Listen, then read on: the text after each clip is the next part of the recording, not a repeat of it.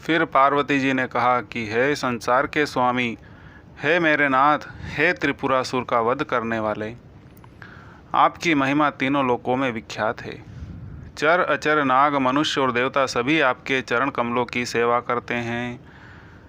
हे प्रभु, आप समर्थ, सर्वज्ञ और कल्याण स्वरूप है, सब कलाओं और गुणों के निधान हैं और योग, ज्ञान तथा वैराग्य के भंडार हैं।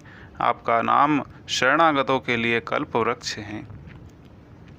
हे सुख की राशि, यदि आप पर मुझ पर प्रसन्न हैं, जो मोह पर प्रसन्न सुख राशि, और सचमुच मुझे अपनी दासी या अपनी सच्ची दासी जानते हैं, तो हे प्रभु, आप श्री रघुनाथ जी की विभिन्न प्रकार की कथा कहकर मेरा अज्ञान को दूर कीजिए। कहीं रघुनाथ कथा विधि नाना, तो प्रभु हरहु मोर अज्ञाना। जिसका घर कल्प वृक्ष के नीचे हो, वह भला दरिद्रता से उत्पन्न दुख को क्यों सहेगा। हे शशिभूषण, हे नाथ, हृदय में ऐसा विचार कर मेरी बुद्धि के भारी भ्रम को दूर कीजिए। हे प्रभु, जो परमार्थ तत्व ब्रह्मा के ज्ञाता और वक्ता मुनि हैं, वे श्री रामचंद्र जी को अनादि ब्रह्मा कहते हैं, और शेष, सरस्वती, वेद और पुराण सभी श्री रघुनाथ जी का गुणगान करते हैं। और हे कामदेव के शत्रु, आप भी दिन रात आदरपूर्वक राम राम जपा करते हैं। ये राम वही अयोध्या के राजा के पुत्र हैं या अजन्मा, निर्गुण और अगोचर कोई और राम हैं? यदि वे राजपुत्र हैं तो ब्रह्मा कैसे हैं? और यदि ब्रह्मा हैं तो स्त्री के विरह में उनकी मति बावली कैसे हो गई। इधर उनके ऐसे चरित्र देखकर और उनकी महिमा सुनकर मेरी बुद्धि अत्यंत चकरा रही है।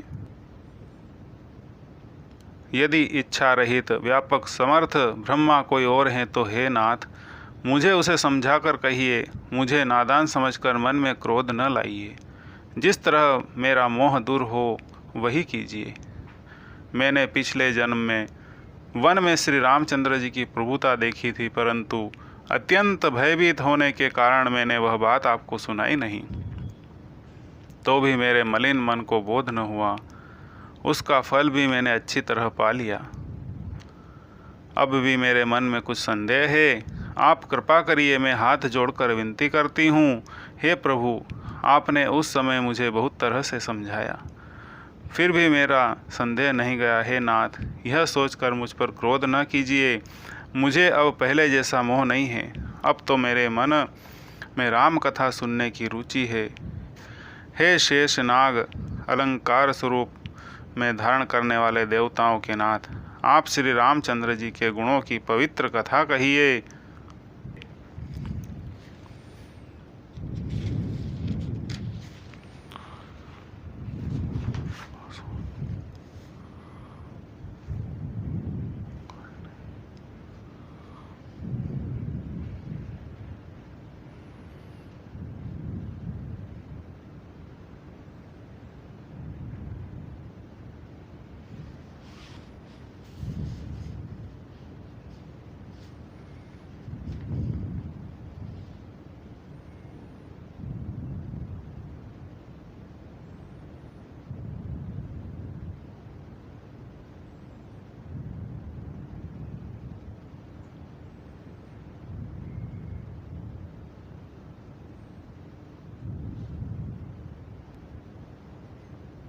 त्रिपुरासुर का वध करने वाले शिव जी श्री रामचंद्र जी को प्रणाम करके आनंद में भरकर अमृत के समान वाणी बोले कि हे गिरिराज कुमारी पार्वती, तुम धन्य हो, धन्य हो, तुम्हारे समान कोई उपकारी नहीं है।